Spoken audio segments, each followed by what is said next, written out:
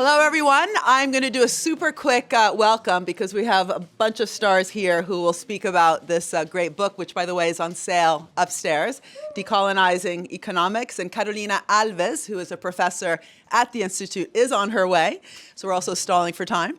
And I just want to say that this book is not only important in its own right, which we'll hear about from the authors and from Nai, who is one of our again, star PhD students who will be moderating the discussion, but also because it goes to the core of what we do in the Institute, which is to link that kind of need to rethink the underlying economics on the theory bit, the new economic thinking, the underlying curriculum, which even those who are doing new economic thinking sometimes stick to the old curriculum in, for example, how we train civil servants globally.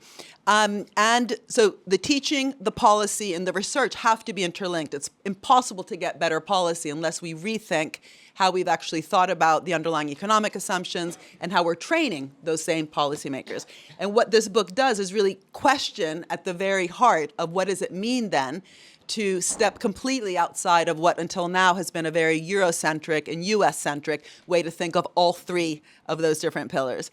Just to say, we also have in the Institute a new network of women economists in the Global South who work with us in countries. So we're not speaking at people, but working with them and actually questioning some of the slogans that we hear. For example, in Mexico, really important work on polos del bienestar, prosperidad compartida. What does that actually mean nationally in terms of the history of how these concepts have sometimes also been captured? And we're working with an amazing group of Mexican economists as well as Brazilian economists. And there's an event that we're organizing in South Africa for the G20 with women economists in South Africa. I will now pass over to Carolina, who will sit here. I was stalling, but also passing over to our moderator, Nai Kalima, I say it in the Italian way, who will not only summarize what she thinks about the book, but make sure we have a very dynamic discussion. So thank you, Nai. And thank you, Carolina. Thanks for the fantastic introduction, Mariana. So I'm Nai. I'm a PhD student, as Mariana mentioned, and I look at global digital transformation and also engage with decolonizing themes. And so I'm extremely excited to get to engage with these authors of this amazing new book that's really inspiring me, and a critical conversation on decolonization of economics. And so today we gather not just so that they can launch the book, but also to challenge the epistemic foundations of a discipline that has long prioritized efficiency over equity and naturalized inequality through Eurocentric frameworks. The book we're discussing tonight interrogates the pervasive influence of Eurocentric economic thinking, its prioritization of efficiency over equity, its tendency to naturalize inequality, and its deep entrenchment in the discipline's broader and its broader implications for academia, policymaking, and society. And so we have an exciting lineup in place. Before that, I'm going to go into a few introductions of our amazing panel. And so right beside me, we have Dr. Surbhi Kesar, Senior Lecturer in the Department of Economics at SOAS University, London. Surbhi is a senior lecturer at the department and also a visiting faculty member of the Asim Premji University in Bengaluru. She obtained her PhD in economics from the South Asian University in New Delhi and was a Fulbright Fellow at the University of Massachusetts Amherst. And her research interests lie in the fields of the political economy, economic development, particularly on issues of informality and capitalist transition and relations between identity and social exclusion. Next, we have Ingrid. So Ingrid, Okay, sorry. Kvangraven. I'll practice, Ingrid, I'm sorry. Is a senior lecturer in international development at King's College London. And Ingrid joined the department in September 2021, obtained her PhD in economics from the New School, and held a lectureship at the University of York before joining King's College. Her work transcends disciplinary boundaries, drawing on development economics, international political economy, economic history, and development studies, and her research is broadly centered on the question of uneven development, international financial subordination, and decolonizing economics. And at the end, we have Carolina Alves, Associate Professor Carolina Alves, economics here at the IPP, and she obtained her PhD in economics from SOAS, University of London. Prior to UCL, she held a prestigious postdoctoral Joan Robinson Research Fellowship in heterodox economics at the Girton College at University of Cambridge, and her research interests include critical macro finance, structuralist macroeconomics, heterodox economic theory, and the decolonization of economics. And so we have an amazing panel, we have an amazing book. I would like to say these women inspired me. Before I even thought of becoming a PhD student, I was reading some of your work. And so it's such a full circle moment being here right now with each of you. And so with that, we're going to kind of dive into tonight's conversation. I'll give a brief overview of the book. I'll keep it really condensed because I know that we are running short on time. And we have a lot of great questions probably within the crowd. And so part one of the book opens up by articulating its urgency and relevance in the current moment of this kind of decolonization of the economics discipline before moving to diagnose the challenges posed by Eurocentrism embedded within the discipline of economics. And we'll hear more on that from the speakers here. But part of what we will look at and what is discussed in the book is kind of the foundational and ideological assumptions, dominant narratives, heuristic devices, and entrenched dichotomies within the economic discipline, and kind of the different types of failures to break away from that has occurred within the context of political economic, more, I guess, mainstream political economic thought, and then also within the scope of development economics. Now, part two of the book dives into kind of thinking more about economists and non-economists alike, how are they rethinking the discipline along epistemological, ideological, methodological, theoretical, and transdisciplinary lines, as well as its broader implications for policy in light of complex global challenges. And so it invites readers to rethink the discipline in really critical ways, which we'll also hear about tonight from our speakers. And so with that, I think we can move on to opening up with some exciting interventions that each of the authors will present from the book, and we'll take it away from there. And so to kind of open up that discussion, I think we're going to begin with Carolina, kind of thinking about what brought you together to write this book, what was the particular moment or movement that catalyzed this collaboration, and what are some of the key ideas explored in the book, so the motivation. No, thank you everyone for being here, and of course my co-authors and IPP and Marianne and Rainy, all my colleagues and my students that I can see many faces here and friends. Has been a long journey, so it's very nice to finally be talking about the book in a concrete way. The book does exist, because for a very long time we were talking about the book and this book was never there, so it's here. So we talked a lot about what actually brought us to to write this book in an introduction, but also the prologue. So what I want to do now, and it's a shame that I'm not going to be able to use these slides, is to do a little bit more of a personal account for the journey of what brought us here, and hopefully then highlighting the moments that really kind of forced us, or at least made us think we have to write this book. So I think, so I'm going to go back a long time now, although Naya already gave away that we are, old. I think there's a moment that I think I've never thought before this presentation, which actually is the Minsky Summer School in the US, Bard College in 2015. And I had great pictures about that summer school. And there I met many colleagues, but also I met Ingrid. She also was there taking this summer school. And I think this was key because through Ingrid I met many of my colleagues that would become part of Decon.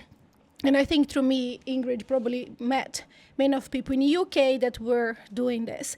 So the second moment was the Festival of New Economic Thinking in Edinburgh in 2017.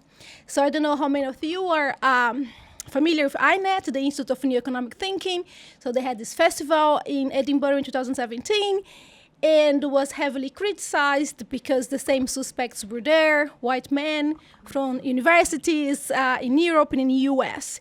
And that really stirred up a discussion about the lack of diversity in economics in our, let's say, heterodox circle. And at the time, Ingrid and Devika Dutt, who is not here today, but is our other co-author, were at the core of that discussion, trying to make, to kind of improve INET. Don't know if you feel that you managed. And that moment coincides with Ingrid finishing her PhD, moving to the UK. I started my postdoc. And I remember us talking in Cambridge about that situation at INET. Actually, we were walking and she was typing very angry all the time. And I thought, what's happening? And there's an entire discussion with how INET or what could be done about making this INET more diverse. And by then it's 2017, so almost 10 years after the financial crisis, which was what brought INET to, into being. And I had very little hopes that INET could be more radical, but also more diverse.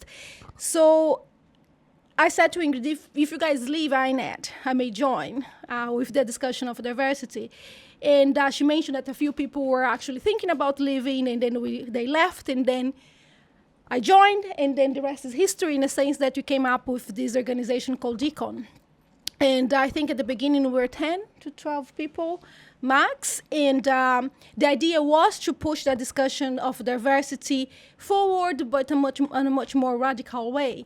And that was very interesting because these 10 people, what became very clear initially is that the main issue of diversity couldn't be separated from what was happening in economics more broadly. So we are all doing our PhDs and postdoc in heterodox institutions, and we were interested in realities in the Global South. We are reading authors from the Global South. We are very much interested in this unequal power relation that we see within capitalism among countries, within countries. But the spaces we are navigating through conferences, but also doing our PhDs, mainstream and heterodox, they were quite honestly very oblivious about scholarship from the Global South, would consider that very niche or not so important. And we, not only we, many other critical scholars at the time, we used to feel in this heterodox circle a resistance to both the ideas coming from the Global South, but also our identities. Even if these spaces were very progressive, and even if these spaces they're talking about radical and heterodox ideas and so on, we feel that they are very much sexist and racist and elitist and so on, especially hostile towards self-centered scholarship. So I think at that stage it became very clear before even I think Decon came to being that the issue of diversity was one of decolonization as well. And that became central to our work, but also activism. And what came to that discussion, and it became very important, was a discussion of knowledge production in economics, right? So we start really thinking about the field, revisiting the field, the development of the field in terms of what are the powers that were defining the boundaries in the narrative regarding the knowledge, regarding what actually counts as knowledge in economics. And for us, it became very important to challenge these intellectual hierarchies, to ask questions about regarding what is accepted as knowledge in economics, what is legitimated as knowledge in economics. And it became very obvious, and I think it was somehow already obvious for us because we were coming from this heterodox circle, that the way knowledge was produced in economics was very far away from a knowledge that is valid or has been proved or was the best knowledge ever. Quite the opposite. The gatekeeping was very much there. Some parts of some approach to economics were excluded, and for us we thought, okay, now we really have to push that forward. And I think that initially was activism overlapping with our research, but very quickly also became clear that we ourselves needed to dive more into this knowledge production in economics and etc. And then is when the organization came into being, which is called Diversifying Decolonizing Economics. The idea of having decolonizing in the name was something that generated, at the time, mind you, we're talking about 2017, a lot of uncomfortable feeling in the group. So I think we lost couple of people in that discussion that didn't want to have decolonization in the name. We also pushed for having heterodox in the discussion. We also lose a few people in that discussion. But for us was quite important because we are very clear about what the organization was. and what we want from it. And then we invite other amazing people to join. Through Devika, I think we got Surbhi that end up joining Decon, and I think that's very much the beginning of all this of this process. And it's very interesting. I had some data to show, but it's fine that, you know, we're not denying that economics had a diversity issue or identity issue, right? We knew about that. We knew the issue of gender and race in economics. But what was getting our attention, you know, and there's this paper I wanted to show that was a paper, study looking through the Journal of Development Economics, I think, looking at the amount of the discussion published in that paper. Is a Journal of Development, right, in a span of 20 years. And we had like 3 papers on Burundi or 1 paper in Nepal, and then you have over 35,000 papers on the US. I think I always share with my students that discussion. So it's a journal about development, and basically most of the papers there were about the US. So this really, and we had examples. I had examples at the time that are very close to home as well, right? I was doing my PhD at SOAS, which is a heterodox hub, which at the time was probably the leading place for financialization. And around in my first year, joined this very vibrant group discussing finance and financialization.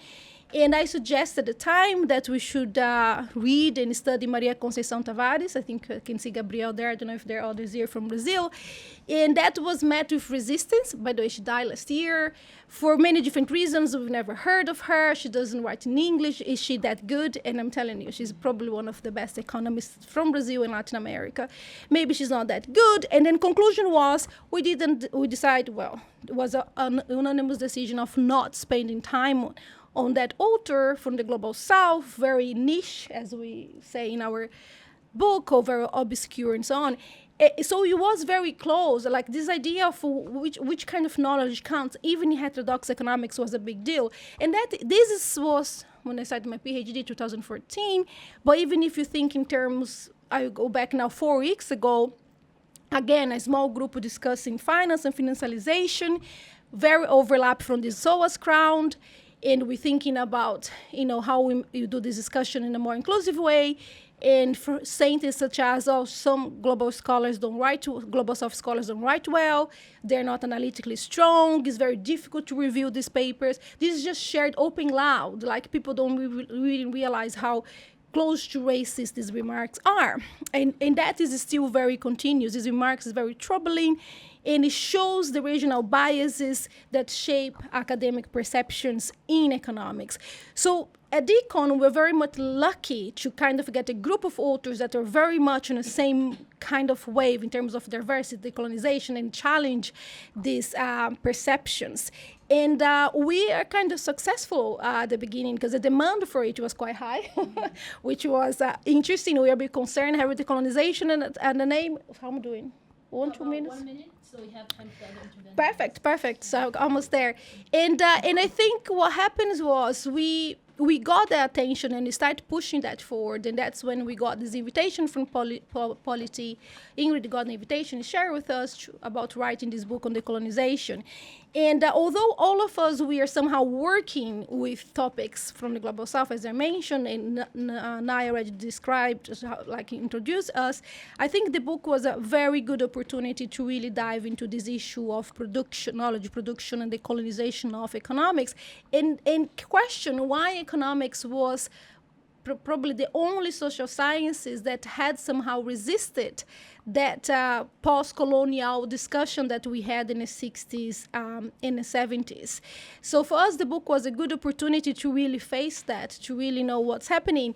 And it was so important for us that right at the beginning we decided to not share chapters. I think this was, I don't know if we would do that again, but we decided to write a book as in one voice, so we would meet every Friday to do this. At the time, Ingrid and I were here. Surbhi was in India, and Devika in the US. I had also very great pictures on that.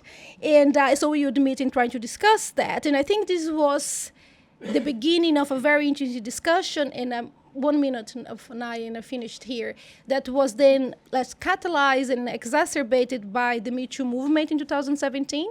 So we had that Me Too movement impact economics as a discipline, which extremely male dominated, and I think that really encouraged us to keep making doing this discussion, but linked with the geographical and theoretical discrimination, and I think if the finally, let's say, catalyzer was the killing of George Floyd in the US, when the profession really started asking, well, maybe we are not studying colonization, maybe we're not studying economic racial inequalities. And at the time, we were already pushing these kind of topics, but then he put Decon and writing the book much more on the spotlight, because the profession started asking questions that we are asking as well. The relationship between economics as a discipline and the transatlantic slave trade and colonialism and the production of knowledge from that perspective.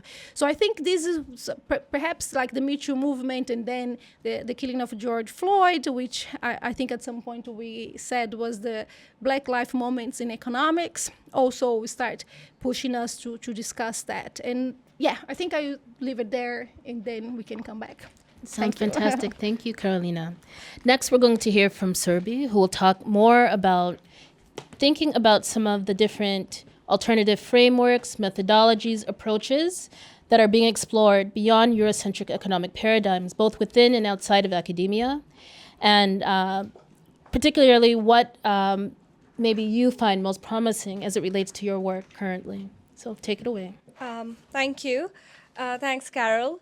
So what I'm going to talk about is particularly begin with how is it that we understand Eurocentrism in economics in our book, right? What is that main argument? And I'm going to draw upon our work that is in the book and also research otherwise, where the focus is on the issue of labor, informality, and structural transformation, to speak about why and how is it Eurocentric, and what are the alternative ways to think about it. So let's begin with Eurocentrism, right? A lot of time when you would have heard that word, you're like, okay, are we talking about something that is the geography of Europe? And I'm sure a lot of you know a lot about it, but that's the question that we came from. And what we very quickly understood is that the Europe that we're talking about is a metaphorical Europe, right? And what do we mean by that metaphorical Europe? It is a idea that came to represent the essence of capitalism as we understand for it to be normative. What do I mean by that? It is a flawed understanding of how the development of capitalism happened, based on a very select and partial understanding of the European experience, which is then idealized, and trajectories that do not conform to those experiences are merely seen as something as deviations, or on earlier stages of those processes that need to be corrected to follow the European experience. Now, why is this understanding of European experience partial? Because, of course, in this narrative, capitalism and its development is understood to have emerged organically through technological development, rational economic thought, and internal dynamics of the European society, right? And so Europe's development is taken as normative, meaning that it's the right way to develop, and also universal, assuming that all countries must also follow suit. However, this, of course, is a partial vision, as we know very well. Why do I say that? For example, it obscures the very central role of colonialism and racial subjugation, which underpinned the development of capitalism in Europe.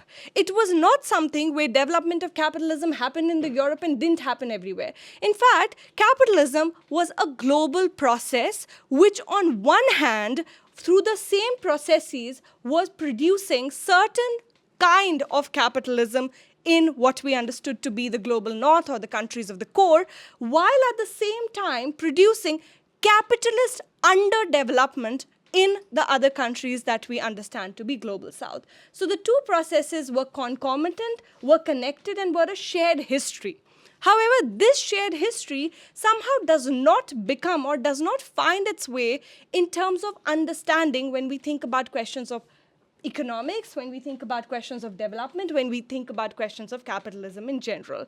And it is that we tend to center in our book and try to understand that how, whether you look about questions about development, whether you look about questions about identity, whether you look about questions about, even understanding economic inequalities, it is that partial vision that is often centered. Let me take an example, particularly in terms of talking about development and labor and informal economy. And just to kind of make it very clear is that this particular idea is something that becomes centered in how we think about economic development. How is it that it happens? For example, the entire idea of development in economics is understood to be a process of structural transformation. How is that defined? It is basically a transformation of an economic structure from, let's say, a traditional, low productive, highly agrarian society where people derive their livelihoods from into a much more modern, capitalist, productive, profit-oriented segment, right? Like that's the transition that is supposed to happen. And it kind of becomes your basis of industrial policy as we know of it today, whatever forms of development that we talk about today as well. However, in this entire idea, what is then centered is that, of course, that this transformation is almost a techno-bureaucratic process, and it can, in fact, happen. What is it that you need to do? You need to engineer the right kind of policies, the right kind of institutions, even when you bring in institutional economics, and Ingrid will speak a little more about it. So that becomes sort of the center. Either it's the transformation, or in other words, or if it is not seen as in terms of transformation, you can go towards your new development economics, etc., who will basically say, no, actually, we don't need to worry about the question of transformation. We need to think more about individual behaviors and nudges so that you can conform to an already transformed or capitalist economic structure. Now, in this context, informal economy as a term or as a concept of labor becomes very important.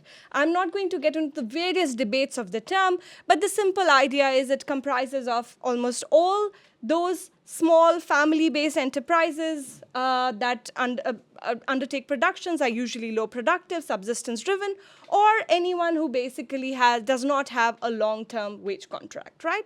Now, the thing is, this informal economy is very intricately linked with this idea of development structural transformation that I spoke about, and with that of Eurocentrism.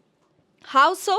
Simply because informal economy, so what happens is as development comes into being for the global south economies, the idea was growth would happen and people will move from these agrarian traditional livelihoods into the modern capitalist one. Once again, in this entire framing, the fact that the way livelihoods were in fact designed in these economies and the fact that their own indigenous pathways to development of capitalism was suppressed in certain ways was in fact a result of colonialism, and that of course kind of is not looked at. But importantly, then what happens is that you provide a narrative of development to these economies, which again then only focuses on saying with economic growth and with these technological advancement, you can achieve the same thing that the global north did. Again, based on that very partial vision of how development happened in the global north itself. Now, the informal economy then gets casted as something which is sort of a temporary glitch in the system. People were moving away from agrarian livelihoods, and I don't know if you've read Lewis and Harris Todaro, etc. That's exactly what it gets cast into. People were moving away from agrarian livelihoods. They were waiting to be absorbed in the formal sector, but in the middle, what happened is they were now waiting to be absorbed in, and while they wait, they are basically occupying the space of the informal economy, right? And that's how this entire population is studied. And the existence of informality sort of seen as this marker of underdevelopment that would eventually resolve itself if we have more growth and more industrialization. Now, that is, of course, a very Eurocentric vision of looking at this. There have been alternate scholarships. You're not convinced that it's a Eurocentric vision of looking at it? Okay, you are. Okay, great. If someone is not, please do tell me, because again, it rests in that very stages history of how development happened without understanding how these conditions of producing underdevelopment, how these conditions of where and what informal economy is a symptom of is not really understood in this narrative. There are, of course, alternative ways to actually think about it, which come from what you were saying, what are some alternative ways through which it basically happens. Now, this alternative vision thinks about the progression of capitalism not in terms of this unilinear transition, but one that thinks about a contradiction that is embedded in the process of capitalist development itself. Now, Ingrid's going to talk a lot about its international dimension of how that contradiction plays out and what is the impact of it. And what I'm going to talk about is that is not only something that exists only between global north and global south, while that is, of course, a very defining feature, but that also exists in how within a particular domestic economy, capitalism develops. And again, informal economy becomes a very important idea of understanding it. Dependency theorists, etc., in fact, when they dealt with the issue of informal economy, they were doing it from an international dimension. Again, talking about, look, these sort of livelihoods exist because the growing core economies, etc., need it for its survival. They need cheap goods. They need, reserves of labor. They need these sort of inputs. And that was the need argument. There's been another interesting strand of argument from Kalyan Sanyal, Partha Chatterjee, and others within the global south, let's say, they are in fact studying the case of India, where they basically say that the way this contradiction plays out in the domestic economy is thus. When there is capitalist growth and accumulation process, it extracts resources from these traditional livelihoods. Think about land. Think about market. Think about, a small informal livelihood seller and a big one basically competing for the same market. Or think about land when special economic zones acquire this land. However, given the high capital intensity with which production is happening and the low labor intensity, low employment elasticity, this labor is not really absorbed by this growing modern formal sector, right? What happens, these people who are left behind are in fact dispossessed, both from their traditional resources, but are also not excluded in the growing modern sector. In fact, they're not just reserve arming waiting to be absorbed.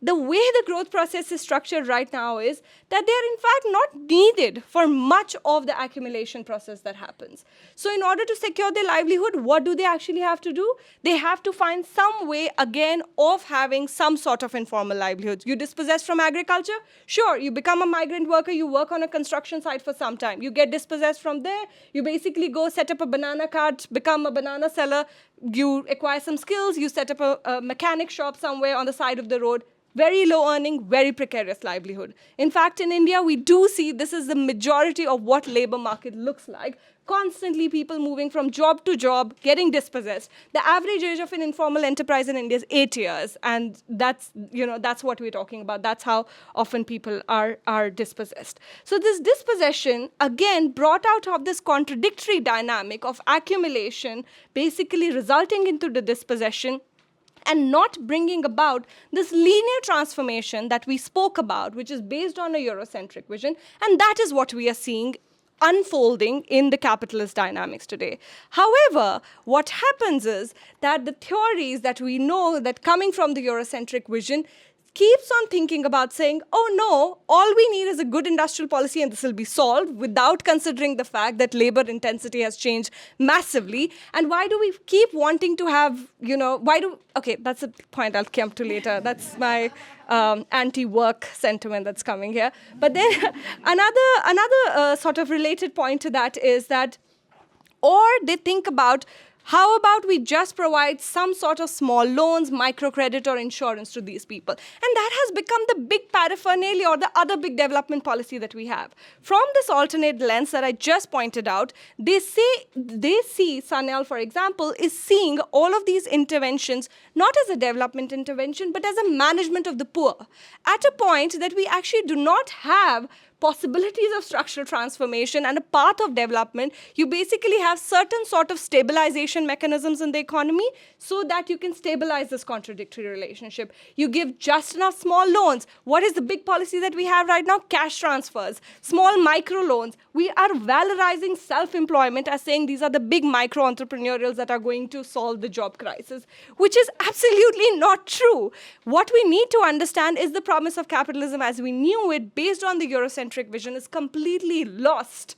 And having lost that, we need to rethink development from its very basis, because it is based on a vision that is flawed, and it is based on something that really, in its center, has these power relations that we are not made aware of. And thank you. Thank you. And next, thank you, Surbhi, for the amazing intervention. Next, we're going to be hearing from Ingrid. And so, Ingrid, kind of the question I will pose to you is, how should we rethink kind of global systems, both within and beyond formal institutions, through a decolonization or decolonizing economics? And what lessons can be drawn from the book for current local and transnational resistance efforts and movements? So please take it away.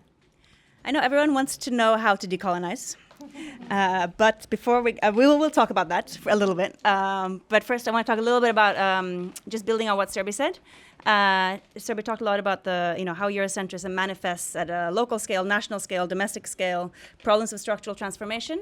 And I'll talk a bit about how does it actually manifest at the international scale, and how economists think about economic development internationally. So I want to draw on three aspects of Eurocentrism that we discuss in the book. One is methodological nationalism. So it's this idea in economics, which is related to methodological individualism, which you might also be familiar with.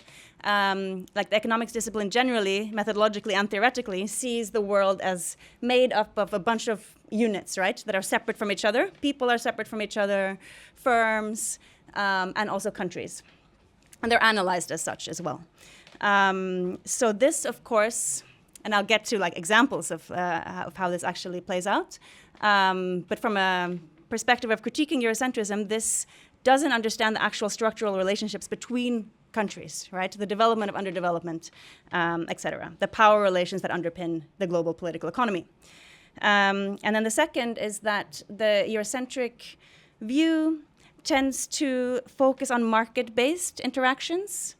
Interactions between agents and firms, between individuals, rather than the social relations that actually underpin these processes, right? So that also plays out in a bunch of different ways. And then the final one, which Carol mentioned a little bit about the knowledge production and how it is very, very political. The economics discipline, the way it sets up an economic model, also serves to depoliticize economics. So it presents itself as neutral, while actually being super, super ideological. So I wanted to bring in three examples to talk about this, and also to show that even when economists talk about colonialism, imperialism, and the transatlantic slave trade, even when dealing with these issues, they reproduce a Eurocentric worldview. Because it's not that they don't talk about it, right? It's not like this is a blind spot, and as long as they study colonialism, everything will be fine. They do look at colonialism, but they just look at it in a Eurocentric way. So one example is, of course, the Nobel winners from last year, Acemoglu, Johnson, and Robinson, popularly known as AGR. They wrote the famous book Why Nations Fail a long time ago, more than a decade ago. And they had this famous paper from 2001 on colonial origins of development, right? So we teach this paper in my module with Devika Dutt, who couldn't be here. And when we were teaching it last year, we were discussing among ourselves if we were teaching something that's actually outdated, and we were wondering is this really something that economists still believe? The paper is more than 20 years old now. And then that week, they won the Nobel. So we were okay, it's clearly something that economists still believe. So basically, I'm sure many of you are familiar with their work, but essentially they say, they demonstrate the importance of institutions for a country's development trajectory. And the sort of key theoretical argument is that private property rights are what leads to economic development. And the bad outcomes that we see in the global south then is because they have weak institutions. Why do they have weak institutions? Because of colonialism, right? So although they integrate colonialism in their economic theory or in their economic analysis, colonialism is seen as kind of an external shock that happened, where in the global south, bad institutions were implemented because colonialists didn't settle there. They just wanted to extract, so the institutions were bad. Whereas when they settled in the global north, so United States, Canada, Australia, New Zealand, they created good institutions because they settled and needed strong property rights. So there we have sort of the explanation for underdevelopment and development. So in this story, because they have this, again, this is a methodological nationalist, because they see, although they have this external shock of colonialism, the actual process of institutional development and economic development is analyzed within the country. It's not, they don't see the relationship between the global countries in the global north and the global south. When colonialism is kind of integrated in this way they don't integrate colonialism into the actual theory, economic theory that they have, but they actually just see it as this external thing. So basically the policy response then is, get better institutions. So this is a, clear example of the most famous study of colonialism in the mainstream development economics is very, very Eurocentric. And then I just wanted to mention the Nieves and Piketty study, which maybe some of you know that came out this summer. So we didn't have, we haven't talked about it in the book. But they interestingly talk about unequal exchange, which is a concept that comes from scholars that work on imperialism. So again, this is kind of like, interesting, mainstream economists looking into imperialism. And what they find, they look at, it's a very interesting empirical study, and they find that there were a huge amount of flows from the colonies to Britain and other European countries, but specifically Britain and the Netherlands, during the colonial period, and they argue that this clearly supported the economic development in Britain. But then they go on to, they kind of have a very long historical study, and they talk about how the US today is kind of in a similar position, very big trade deficits, but it doesn't have the colonial transfers that the UK had. So therefore it's in, that's how you can kind of explain Trump and how he's nervous about things. So actually they end up arguing that imperialism doesn't exist anymore because you don't see these transfers. And actually they argue that flows actually now go from north to south because of aid and because of remittances. I know. So it's like, this is kind of, everyone should see this woman's face. This is how I looked when I was reading the study, because it was so interesting to see how, in a way, the beginning of the paper supports a kind of critique of Eurocentrism, because it's like, colonialism is important for economic development. But then because of their theoretical framework, they don't actually manage to integrate, again, they don't integrate the understanding of global relations actually into the theory. And one of the problems with this, again, is methodological nationalism, because they look at the US and they say, it's a big deficit country, loads of debt. This is a clear problem. It's not an imperialist country. They may have some benefits from having the US dollar reserve, but they're clearly not the powerhouse that Britain was. So they don't look at the fact that actually, from the 70s, corporations have globalized, right? Moved productions abroad. A lot of the imports to the US that contribute to this trade deficit is production by American companies in East Asia. So actually, these companies are doing really well, even under Trump. And so in that sense, just looking at the kind of market exchange level, surface level kind of indicators, doesn't actually reveal the power dynamics of the global political economy that we're in.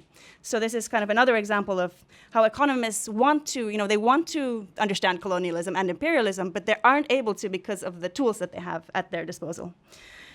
So like with the AJR, their recommendations end up being, we need to tax surplus countries, we need to maybe reform the IMF a little bit, and they don't consider what is actually driving these power inequalities and also the political economy of the IMF itself, right? So yeah, that's another example of that. Finally, third example, transatlantic slave trade. So this has been studied a lot by economic historians, the role of the transatlantic slave trade played in shaping capitalism in Britain, the relationship between this. And basically the consensus up until the 70s was that this was a strong relationship. Transatlantic slave trade, there were a lot of funds that were going to different industries in the UK. There were a lot of case studies of this. And this has, recently been starting to be recognized in the UK a lot. There's a lot of institutions that are recognizing that the wealth that was accumulated came from the transatlantic slave trade. But in the 1970s, this consensus changed in economics. And that was, to a very large degree, thanks to an economist called Stanley Engerman. And he was the first to introduce a neoclassical model to analyze the impact of the transatlantic slave trade on British development. So he looked at average incomes from the trade and found that they were actually really, really low, and comes to the conclusion that actually it wasn't that profitable and it didn't have much of an impact to speak of. And the problem here, and there's a lot of historians that have critiqued this, is that looking just at the average, of course, conceals the fact that there were, for certain capitalists, there were immense profits. And in certain sectors, for example, in the shipbuilding sector, there were immense profits that actually led to a very big change in how production was organized in those particular sectors. And again, this is kind of abstracting from the social relations and abstracting from the way that these global structures impact development in Europe. So it's a Eurocentric way of understanding the transatlantic slave trade. And he knew that his model gave very different results from those before him. Eric Williams is one of the big names who theorized the impact of the transatlantic slave trade. But he doesn't talk about these alternatives, right? He just puts forward his model. And that then laid the foundation for that kind of economic history to become the gold standard for cliometrics that came after. So this is a kind of classic example of a neoclassical model being introduced with these assumptions that aren't discussed, and markets presented in a quite atheoretical way, and without engaging at all with the debates about, the radical debates about global history that came before. So, yeah, I think these three examples all show that trying to study these issues without understanding the social relations that underpinned global capitalism lead to this Eurocentric kind of understanding. In all these stories, we come back to a situation where the development in the global north happened endogenously, although albeit with a shock, like Acemoglu, Johnson, and Robinson introduced the shock of colonialism, and Piketty and Nieves introduced this kind of transfer that comes from the colonies, but without actually thinking about how that was connected to capitalism. And so therefore you end up with a situation, development can happen anywhere. There's not a necessary link between development and underdevelopment. All you need is good policies. Surbhi mentioned a lot that were like kind of domestic oriented, but you also have credit at the better access to credit, not just for individuals, but at a national level. It's a kind of classic policy recommendation, taxation, and good institutions. So an alternative explanation would theorize the power relations that underpin the global capitalist system. We do talk about quite a few examples in the book. And of course, one of the issues is that development in one place can't be understood without underdevelopment in another place. They, impact each other. And the other thing is that power has to be understood in a structural way. So economists do talk about power, but when they do, it's market power. They don't talk about the actual social relationships or the structures of power. So that leads me to decolonizing economics. So we don't have a recipe for this. There's no one way to think about it. And it's not a simple issue, right? And we are very wary of this kind of possibility of this term being co-opted. It has been co-opted a lot, watered down. But for us, we really thinking about decolonization as linked to Eurocentrism, and Eurocentrism as being something that is not just a way of understanding the world, but also a global polarizing project. So it's linked to imperialism as well. So it's not like decolonization is just something that can happen in the sphere of ideas. It's something that's linked to the real world. So we have some general reflections that we think can be useful to think about decolonization. One of them I've already talked about a lot, which is this understanding of the unequal power relations as a kind of key way of looking at the world, and key way of understanding unevenness, inequality. We also talk about theorizing from a vantage point that can uncover these kinds of relations. So in the mainstream, they, as I mentioned, they present their knowledge as technical, neutral, but everyone theorizes from a vantage point, right? So we argue that, not all ways of theorizing are equal. Those that can uncover unequal power relations are stronger and better. And this also means, depending on what you want to study, but theorizing from a vantage point that also allows us to understand the periphery, the relationship between center and periphery, the margins, etc. This also means repoliticizing economics, not presented as something technical, not presented as something neutral. And this is important not just for understanding what's happening in the global south, but also for understanding what's happening in the global north, right? It's not about the positionality of the researcher necessarily, but it's about thinking about how to best capture the unequal processes that we see in the world. At the same time, there are, we do, as we also, and Carolina mentioned a bit in her remarks earlier, there is something also about positionality that can lend itself to certain ways of thinking. And as you mentioned, the people at SOAS were thinking in a particular way. And then there are things that we write about in the book, like, for example, women were more likely to actually develop feminist economics. African and Black American scholars were the most likely to kind of put forward the Black radical tradition. So it's not that positionality doesn't matter, but positionality itself is not the answer to decolonization, because decolonization is about challenging an actual existing structure. Another thing is to avoid the separation of different spheres. So in the book, we talk about how economics kind of detached itself from other social sciences. If we want to understand the world, we can't accept this kind of detachment. The political is not separate from the economic. And we also argue against a kind of Eurocentric universality, where the idea of Europe as having developed endogenously is, and that any country can just follow and catch up with Europe, following those the same recipe of hard work, technological development, rationalization. So that's obviously a problem for decolonization, but we also argue that this doesn't mean becoming relativist or saying that anything from the global south is good, but rather we should think about a way to achieve a kind of radical universality, thinking of capitalism as a system that isn't a Western system, it's a global system, and thinking about how can we understand the differences within it, but in a way that actually allows us to understand the world better. So this is what I mean by this radical universality. And finally, of course, recognizing the politics of knowledge production itself and how these are linked to processes of exploitation, extraction, and subordination.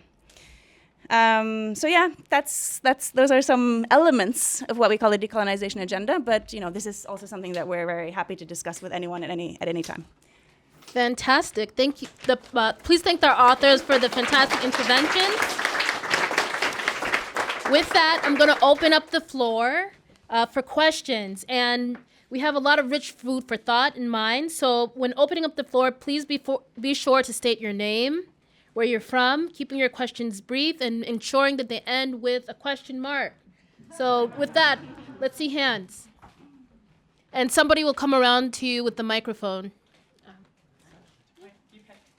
Oh, I pick? Yeah, you pick. Okay, you, okay. Thank you for the amazing panel. My name is Elio. I'm an urban policy designer. So my question is about just using your framework of the transatlantic slave trade. Can we say, in the context of US tech firms' investment in the UK, can we claim UK has now become a digital colony of the US firm, and we all become a digital slave producing digital raw materials, which is data? Because when you're thinking about this, the characteristic of slave traders, a very few sectors become very profitable, and everyone is working on a very low average salary. And that seems to be some parallel between what's happening around the US tech investment in the UK when they push back on, let's say, copyright or value sharing for all those who create the data, and then extract a large amount of value out of it. Thank you. Thank you. Who else was I had next? one in the back, and then I think the gentleman in the green shirt or coat. Hi. Hello. Hi. I've just only today I've learned about this heterodox system, and I was just looking at what it said in something I read online, which is that how the system in India was basically looking at the British system of extraction of resources and wealth from India. I'm now looking at something similar, maybe for the last 50, 60 years, which is being done by the French for the last 60 years, which is in Western Africa. So Congo, Burkina Faso, much of Western Africa, and probably 10 times the amount of wealth that has been extracted from India. But just correct me if I'm wrong, when I look at in this system of heterodox economy, it's still pushing down the same path of this green transition. Now, if you look at the EU, the constructs or the architects of the EU was France and Germany. The architects of the COP, climate negotiations, is the EU.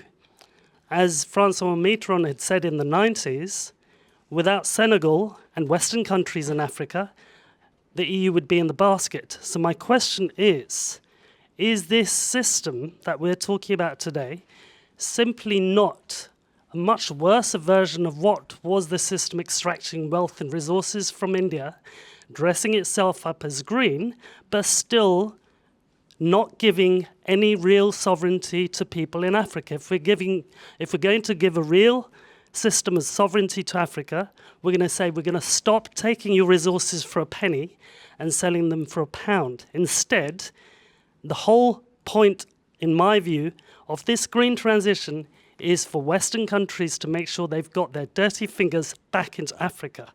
What are we replicating and what are we not learning So from that these we have mistakes? time to hear from our panel, Thank you. I'm going to thank you for your question, and we'll get to it, and then we'll just take the third question as well in this round. Hi, thank you. So to introduce myself, my name is Shahin. I'm working for the public sector for the Bank of England, but it's irrelevant, to my presence here. So my question might be pretty silly, but what I've noticed is the approach of decolonizing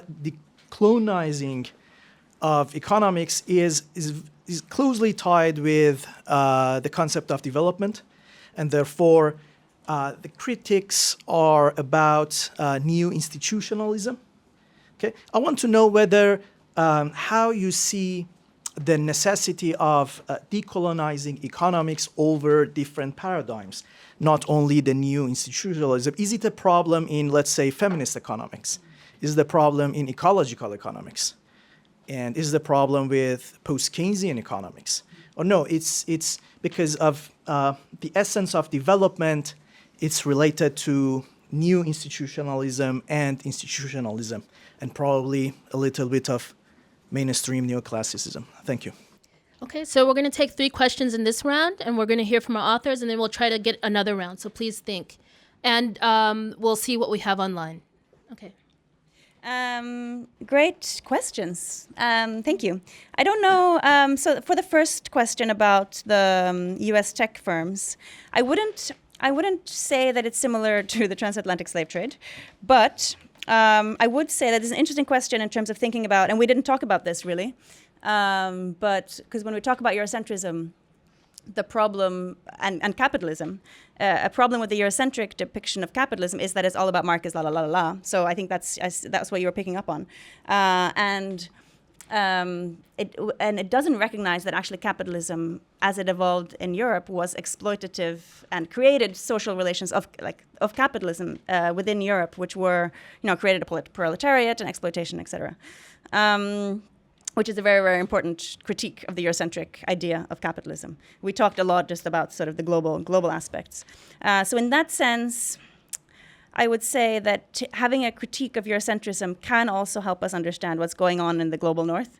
I wouldn't sort of equate the US-UK relationship to a kind of colonial relationship, but I definitely think it's correct, as you're saying, to say that there are issues of exploitation and sovereignty and that need to be discussed in that sense. I don't know, maybe my co-authors have more to say on that.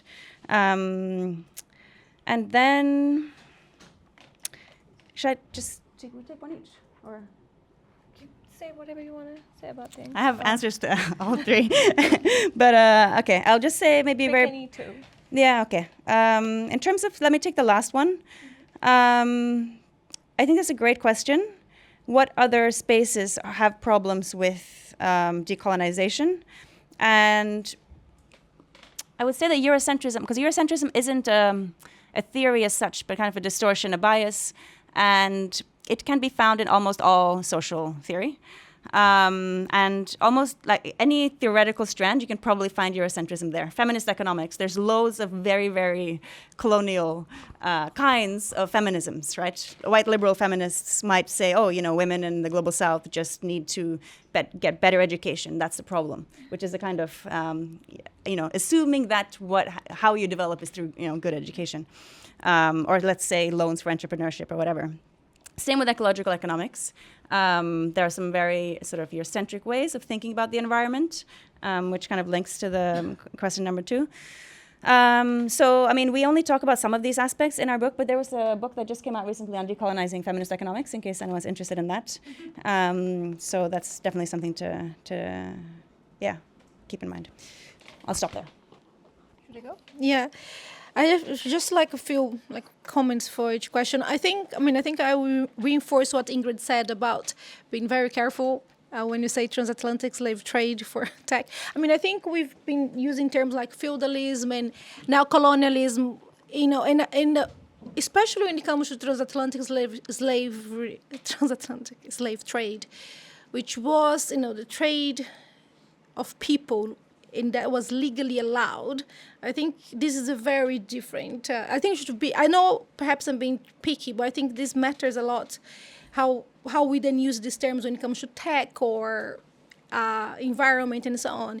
And I'm sure whatever is happening with the relationship between the U.S. and UK in terms of it's big tech. So I'm sure. Now I can address this question much better than all of us here, because that's her PhD.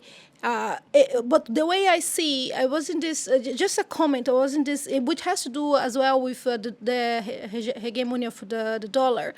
I was in this talk where we are looking at the valuation of companies globally. And if you add, the chart was showing us that if you have most of companies from the US, UK, even China, it still would be below than the valuation of the 5 big tech companies from the US. So there is something about the dominance of the US that we should look into it. And trying to, as Ingrid already mentioned, trying to make a link with the power imbalances that have been seen since the origins of capitalism.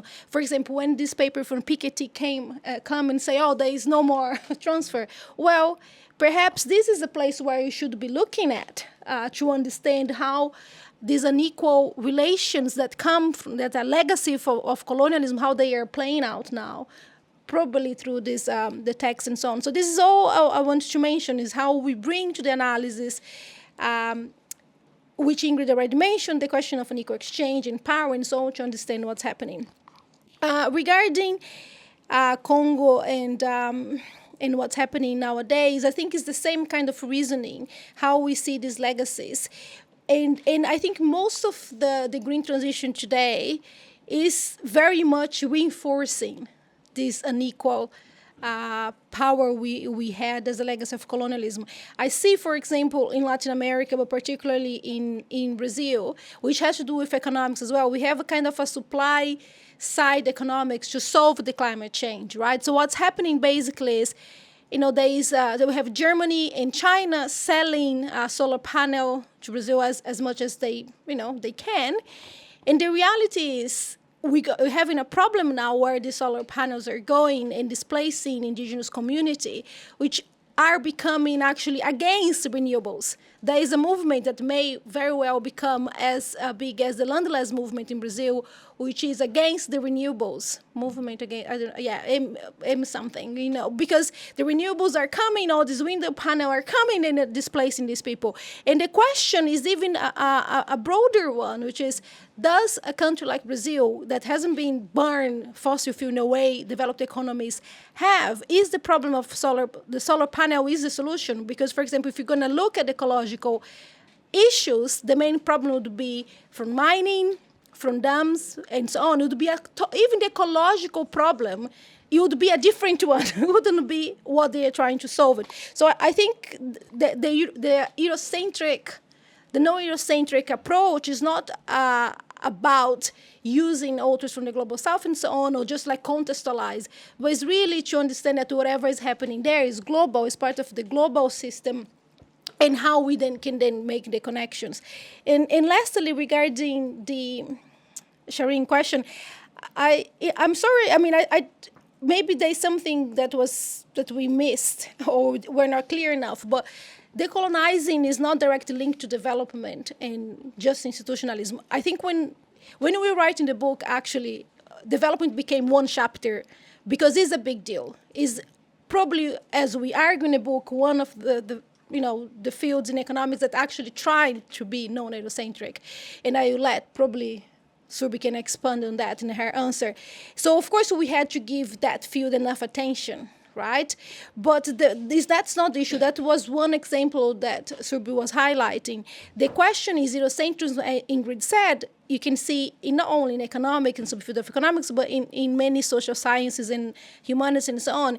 And the question for us as well is because of that, when we started writing the book, we had this hope that heterodox economics will solve the day. So our initially table of contents, and I didn't have heterodox economics. It was like, is the mainstream that's Eurocentric. And the more we read, the more we realized that the Marxian literature, the post-Keynesians, and we have examples of this in our book, they're Eurocentric as well. If you get the post-Keynesians, the conception of nation, the conception of money, even the question of labor market. What's the starting point? Is a formal labor market, right? But as Surbhi said explained to us how this starting point can be challenged, right? Doesn't need to go just to India. From the ILO, the data is that over 6% of the labor force around the globe is informal.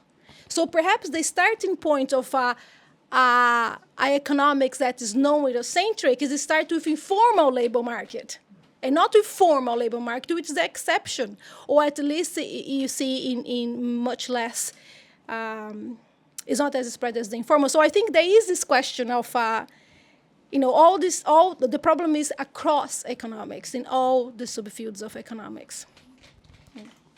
Okay, I'll come in very briefly to just talk about two things. One, this is at some point in a restaurant in Delhi, I was having a meal with a friend and I talked about Lenin. And it wasn't super fancy, but it was a fancy restaurant. And the friend of mine was like, you don't take his name in vain, right? And you can't sit in a fancy restaurant and be talking about Lenin. Like, this is blasphemous, and have some self-reflection. But, in a similar way, and I want to also say, we do not take the name of colonialism and transatlantic slave trade in vain. What's happening in Palestine is colonialism. What's happening between US and UK is not, right? But it's still economic inequality, and that is exactly what we have to address. And for that, I would again go back to, and this is something we talk about in the book a bit, which is when we talk about gig work, etc., which has now made a big comeback even in the global north, right? And the idea is people keep thinking that we will exhaust the labor surplus in China, we'll exhaust the labor surplus in India, we'll exhaust the labor surplus in Ethiopia and stuff.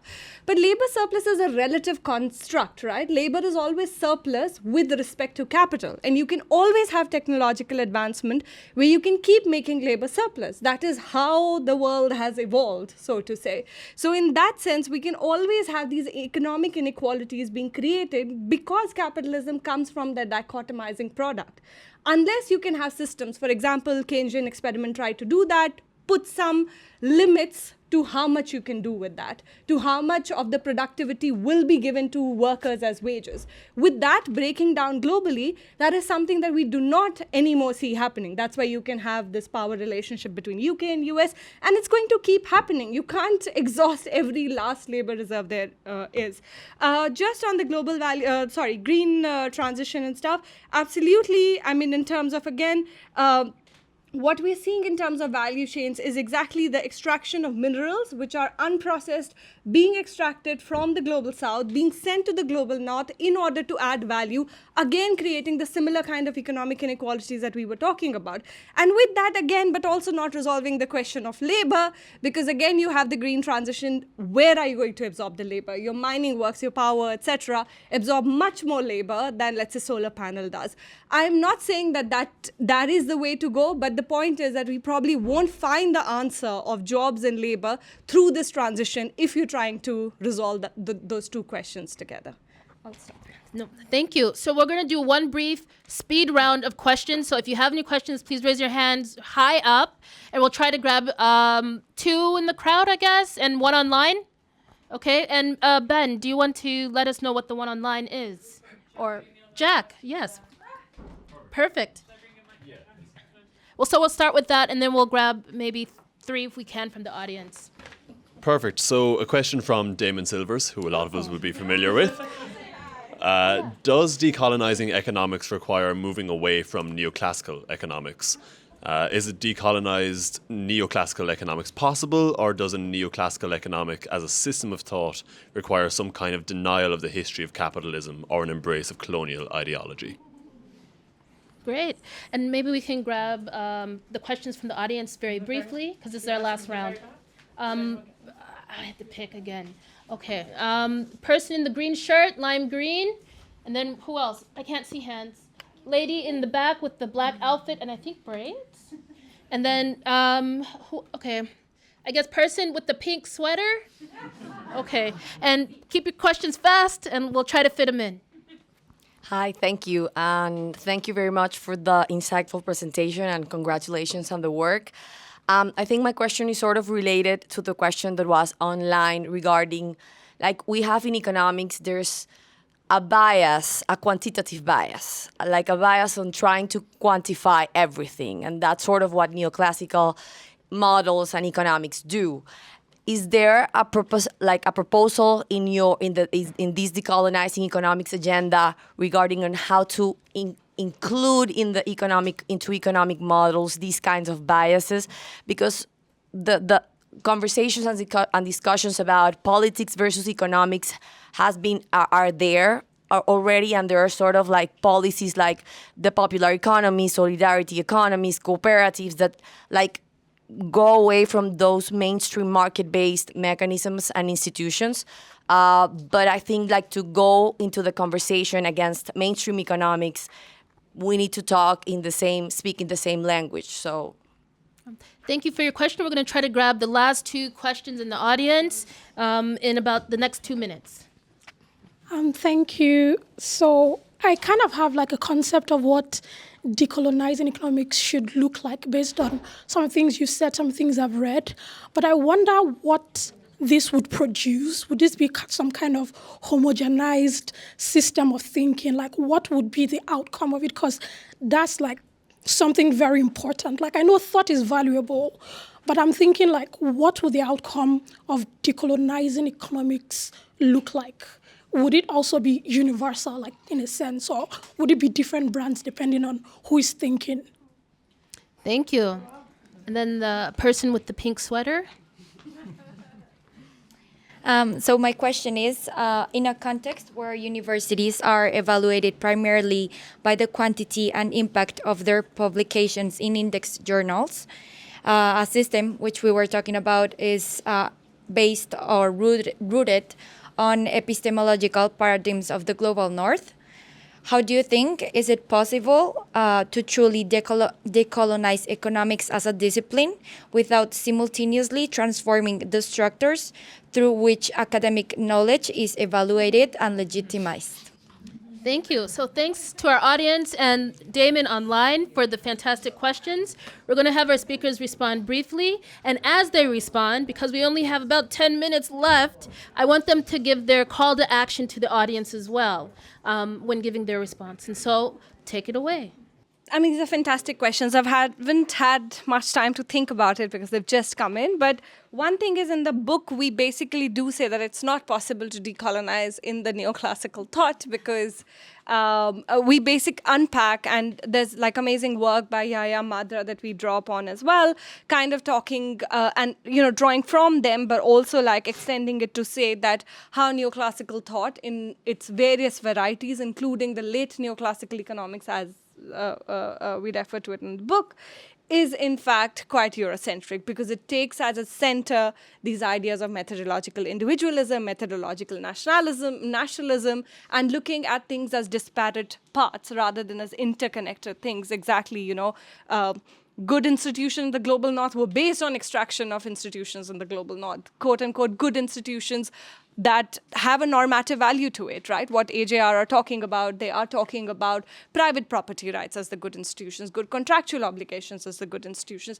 But it's not something that's universal. Private property rights were based, let's say, in the US or the UK. I mean, in the US, it was based on like a full-scale, cleansing of populations, as in Australia, as in New Zealand. But even in this country, in terms of destruction of commons, destruction of people's livelihoods, and forcing them to be workers. So those were not naturally, quote unquote, good institutions. And for them, good institutions is something that help promote capitalist growth. So it is a normative judgment that comes with it. And that is something that can be seen with most of the concepts in neoclassical economics as well, even insofar that, they talk about identity, etc.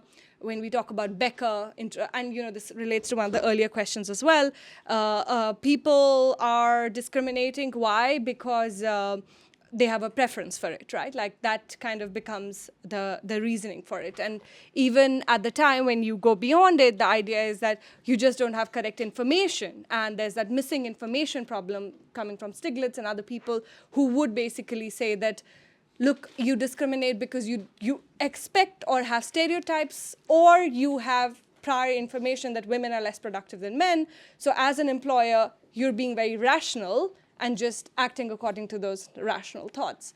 We can get into a lot of the conversations and critiques of it, but those are based on certain, even the ideas of identity that align with that Eurocentric vision are the ones which become normative, and everything else is only seen as in relation to it. And, we've talked again in the book, and this is all the questions, they will relate to the book, so to say. But one of the quantitative bias aspect of it is, we do talk about using plurality of methods rather than, and using empirics and data, and many of us do use empirics and data in our own works, but in terms of illustrative things, because, okay, can I take a minute to talk about this? It's just because there's this publication in India called the Economic and Political Weekly. They recently asked me to write, it's an amazing publication. People don't publish anymore because, it's not one of your index journals and stuff. But some of the most important development debates relevant for India happened there over the years. They recently asked me to write something on the politics of data. And one of the things that I spoke about is exactly the empirical turn that happens. And Ingrid's written about it, and we refer to it in the book as well. But some of the things is that either you do it in a very RCT-esque framework, which doesn't, of course, allow you to understand what the bigger problems are. These are small interventions, small solutions, but even for small interventions, the reasons for it are something bigger, which we don't get into. And the other one, which is the causal methods, etc., in which AJR, etc., would fit into. The idea is, again, it's looked at in this dichotomous way that, look, there was a causal impact, there was some exogenous shock that happened, and what are we seeing as the impact of it? It can be interesting. We want to see what is the impact of some policy or whatever to happen. But the thing is, we've let those methods dictate how we frame our questions. All the questions become, and this is so obscene, like I've heard so many PhD students in the mainstream economics discipline talking about, which country, which data, where's the intervention, so that I can publish it in the next best journal. And frankly, as someone who's been invested in India's development problem, when people do that, I get so angry because it's people's lives on the ground that you're effective. And really, I do not care about the intervention unless you're telling me something reasonably well about, let's say, my country's development. I'll let you. Your call to action before we move on. We have about 5 minutes left. Okay, sorry. Call to action. For our I guess, which is in as a response to the third question. Maybe you just build on it. But we are talking about a radical universalism, which is not something which starts from the vantage point of the global north to understand everything else in the global south, but to understand things in both of its manifestations of how it's producing global north and south as a common dynamic, producing development and underdevelopment as a common dynamic. No matter what one says, there is a normative value with whatever framework you choose. Neoclassical economics has one theory of justice. They're not saying we'll be unjust. The idea is they have one theory of justice. We are just saying our theory of justice is better and more equal, and that's the normative value we are going to place at its center. Thank you. Next, we'll hear from Ingrid and Carolina. We have about 5 minutes left. Okay. Thank you. Very good sharing. Great questions. So I wanted to just say, I think, two things in relation to those 4 questions. Really, really great questions. And one of them is that, and we talk about this in the book as well, is that in order to think about, like, is it possible to decolonize economics? What does decolonizing economics mean? Do we need to target the universities or whatnot? In order to understand why economics is the way that it is, we also have to consider power relations, right? Thinking about how economics evolved and the history of it, which we didn't have time to talk about, it's very clear that the economics discipline has evolved in a way to justify a particular worldview, right? So as such, there's also this whole sort of apparatus around the discipline that supports it, which includes like knowledge production structures like the research excellence framework in the UK and lots of other things. So I think understanding that would be completely crucial. And of course, the universities constrain what economists can do, but I wouldn't say that given this kind of more structural understanding of why the discipline is the way that it wouldn't be sufficient to just limit our critique to the research excellence framework, right? Because that is there for a deeper reason. And that alone wouldn't actually, like dismantling that alone wouldn't actually allow us to decolonize economics, because that wouldn't actually challenge the fundamental power structure. It would only challenge one kind of technical way that power structure keeps the discipline sort of intact. So our argument in the book that we would need to actually, if we wanted to decolonize economics, we would actually need to challenge something more structural in society itself. And you can interpret what we mean by that. In terms of the non-Eurocentric, it was a very, very good question. So I think it definitely would not be homogenized. And I think that it isn't homogenized. There's lots of non-Eurocentric work out there. And we talk about a lot of it in the book as well. There's huge traditions coming from the global south as well as the global north, and within Marxist, post-Keynesian, structuralist traditions that have big debates. They're not Eurocentric. They challenge sort of Eurocentrism in different ways, but they all kind of push to understand unequal power dynamics. And there's big debates. So I definitely think that it wouldn't be going back to sort of this is the answer. This is the non-Eurocentric answer. And I think the important thing about universality is not necessarily to create the universal way of seeing the world, but to kind of aim towards understanding the world as linked to a universal understanding. So, for example, if there's something going on in Brazil, linking that sort of knowledge production or formulating it in a way so you can also link it to what's happening in, say, Peru, right? And linking up those struggles and seeing it as a part of a global system. If we don't do that, it becomes, this is the whole debate about the universal and the particular, and if you only have very, very particularistic case studies that don't try to theorize in a more sort of global way, it's not just that you lose the understanding of what's going on, but you also lose the potential for actual solidarity across, like transnational solidarity, seeing how different people's struggles are related to each other, which is really important in order to actually, push against this inequality. Call to action, I would say, critique power. I can't tell you what to do because your, subjectivity is different from mine. You have different things in your life than myself. I think thinking about Eurocentrism, seeing how it manifests in different ways in your life, the structures in your life will, be different from ours. And like I was just teaching about Eurocentrism today to these wonderful undergraduate students, and they all had very different examples of what they were seeing and like things that like came up in their mind from their experiences. So I think that would be, this is not really a call to action because it's a call to think and then figure out what you want to do. But that's where I'm at. Great. Thank you, Damon, for this question. The neoclassical one was something that I think writing the book, it became so clear that neoclassical economics can't decolonize. And Ingrid in Surbhi has already mentioned that, explained the reasons, but I just want to highlight that when we start writing the book, the question of, if you need to decolonize, can we argue that the discipline has been colonized? No, there is this question for us. So the first was, I think, the second, the third chapter. We're trying to understand, has economics been colonized? And the way we're doing this is going back to the history of economic thought, how it came into being, and daily relationship with capitalism, and explaining capitalism and the market economy, so on. So this link between knowledge production, the Eurocentrism, and capitalism become one you couldn't really break. This is definitely, let's say, at the core, the trinity of this decolonization process.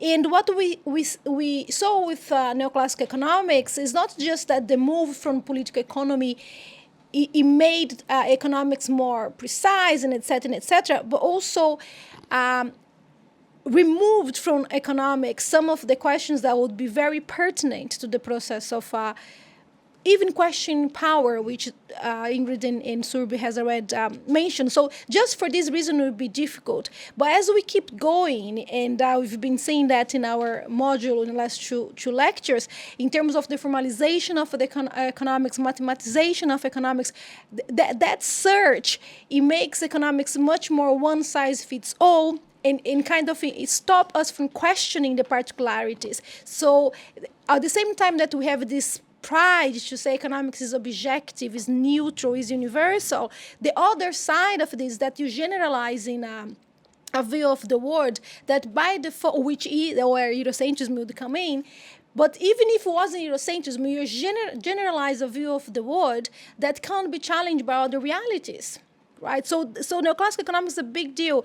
I remember we discussing how eventually we need like a paper, literally just like why neoclassical economics can't decolonized, and it was a sad kind of reality of that outcome. Just one point on economic models, I think we had to be very careful, which has to do with the formalization of economics as well. I want to give example after George Floyd murderer, that most of the radical black economists in the U.S.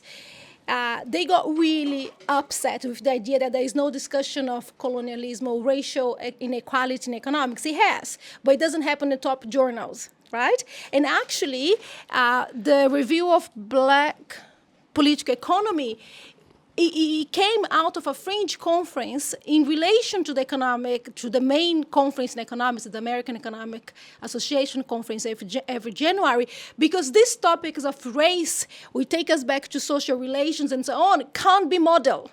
So they couldn't be published in these journals. So these economists, they get together and they have this review of black political economy. So when everybody was saying, economists, they don't talk about racial inequality. No. The mainstream economists, they don't talk. Look the other journals where we can publish, and we are publishing there exactly because we are not attached to this model. And there is something that what's his name? Carolina, Can I I'm just sorry to finish step that? in. Please finish and Okay. give us your invitation or It's provocation. His name is William Darrett. He has a very interesting point to say, black people is a problem for orthodox economics because wages are not being equal. You're not gonna, in the long term, we're not gonna close this racial economic inequality, and they can't explain why. So anyway, I think you have to be very careful with how economic models can play a role here.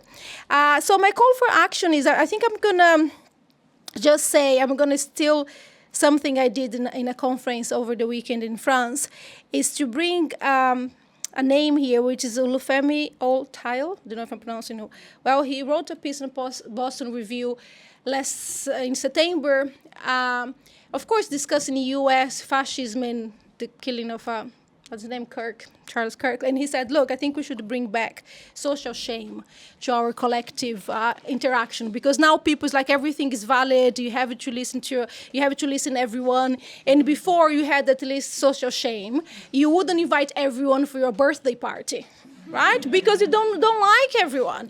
And I think what's happening in economics now, what we need is, can we just start making shame of this obsession with precision and data, and the empirical world is going to solve everything, and now AI, let's just say, just slow down. So I think we need to bring this shame, the social shame, to economics in terms of this obsession with precision. And from there, then we read the book and start challenging Eurocentrism. And so with that, please thank our amazing panel. Thank you to our brilliant panel for the transformative conversation. Please join us for drinks and snacks upstairs if you'd like to continue that conversation or pick up a copy of the book. And so have a good evening, and thank you all.